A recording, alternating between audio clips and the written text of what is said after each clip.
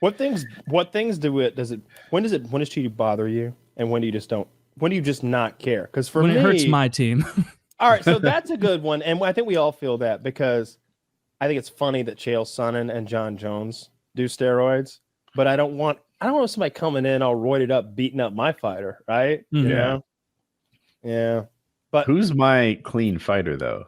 But not just steroids aside, maybe steroids aside, like cheating, like Woody's kind of like excusing the Astros thing, right? He's like, come on, everybody does it. So what? They added a few I things. genuinely don't understand how like adding what is it, the trash cans or the electronic system, being the smarter computer. at decoding the signs using a computer is cheating, but doing it in your head is not.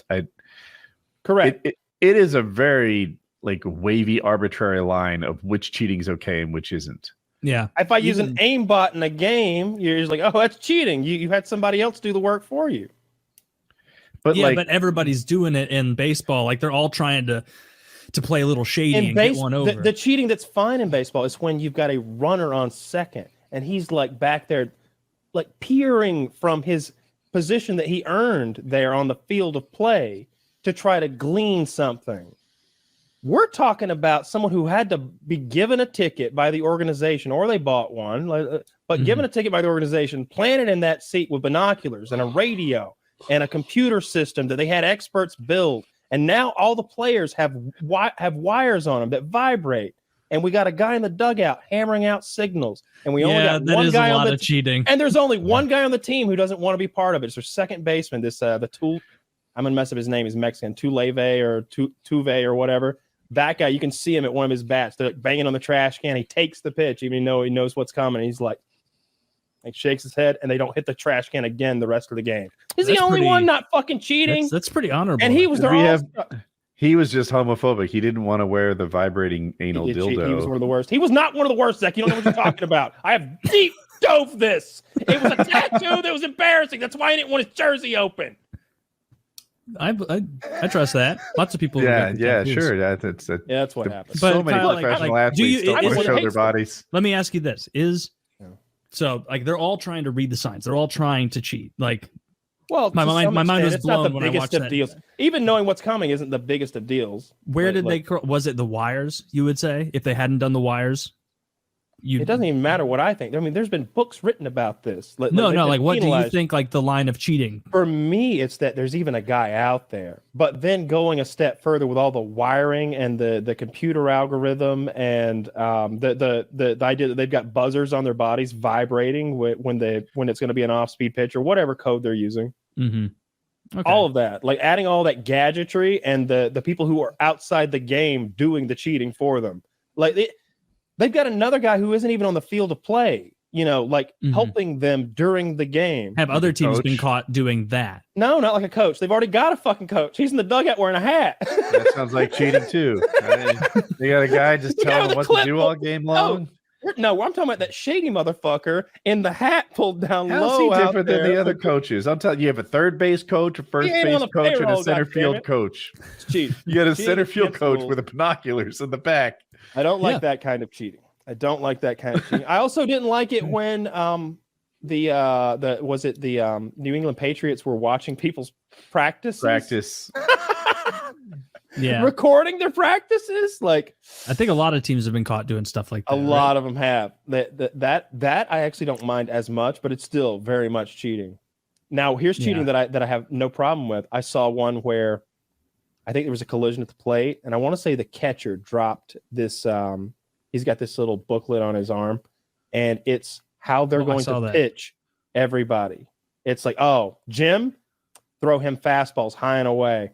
Todd, breaking pitches every time, low and inside.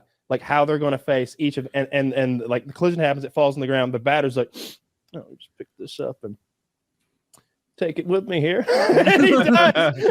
And you see, and the cameras are everywhere. It's a baseball park. So you see him go back to hey, coach, here you go. And the coach is like, good job. Like you see the whole dirty exchange go down. And the guy didn't get in trouble. Book. He dropped it. The guy who picked up the book and stole it and gave it to the coach, he didn't get in trouble. Like that was understood to be like, well, he dropped the answers. Of course, you take the key. I mean, it's Section 11, Rule 9: finders, keepers, losers, sweepers.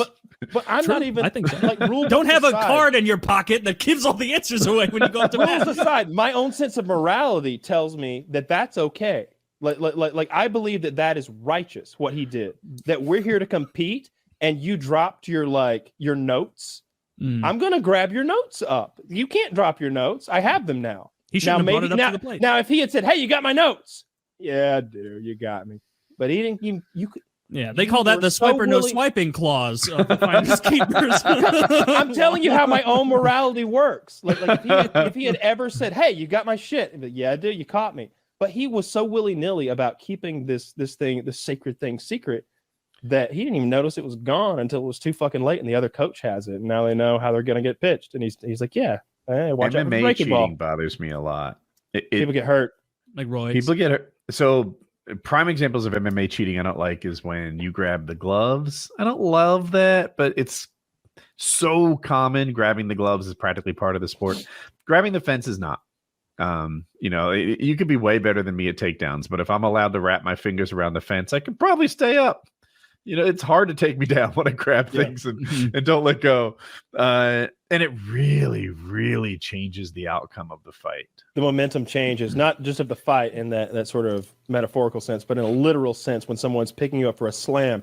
The difference of energy that you're going to receive on the impact is huge. Mm-hmm. If he's able to like drag against that fence a little and like do one of these, just a little grab on that fence to slow the... Or prevent it. You're having to pick me up and slam me, suplex me or something. Like you can't do it if I'm hanging on to a goddamn fence. This is if I hang on to the fence, I'm gonna jump. I can lighten the slam. Yeah, I could maybe choose my body position when I get there. You would have previously owned me and had side control or something. Now, I've got guard, or I'm so close to my feet I get back up quickly again. The ones that make me yell at my TV. The ones that make me yell at my TV are eye pokes in MMA and late hits in NFL. And the eye pokes, I get. Some people just have a stance and a style. And hey, look, this is part of my defense. Look, and you don't like it? Don't walk into it, bro. Here I am. I'm going to be doing this a lot. Like it's one of those things where like a kid does the crazy arms. It's like whatever happens is up to you. Well, I'm going to kick air, and if you walk into my feet, that's on you. So I don't like that. But in the NFL, when I see late hits, it's like, what the fuck were you doing? Like why did you do that? Like now we've got to. I don't understand those. There's nothing to gain in a late hit. Bounties on players. It's fucking Philadelphia is the greatest sports city in the world, but yeah, they'd be like, $500 if you can injure the other team's quarterback. Did we put a bounty on someone? Like obviously not like a scary kind of bounty, or a trophy. Did we put like a silly bounty on something or someone? Oh, the show? Yes, these individuals here could could we put a bounty on something or someone? No, you can't put a bounty on someone. Jesus, why not put a bounty on? Well, I didn't say that. Not what do like, bounty hunters do? I guess they don't put bounties on people; they're collecting. They collect bounties. They're the ones who show up when you put a bounty on somebody, and they go get it. Do you have to listen to them? Like I imagine, if you're like a civilian, yeah, like no, suck my dick. Like if Dog the Bounty Hunter comes up and he's like, "Hey, I need $200." I'd give him the money. I know he's had a rough time the last few years. They recorded him saying the N-word. That's not cool. And his wife died. Oh, really? She looked so healthy. No. Yeah. Believe it or not, she was obese. Looks can be deceiving. Like, oh my goodness. I mean, based on ESPN like magazines now, she looked like a swimsuit model. Like oh Jesus, that's the thing.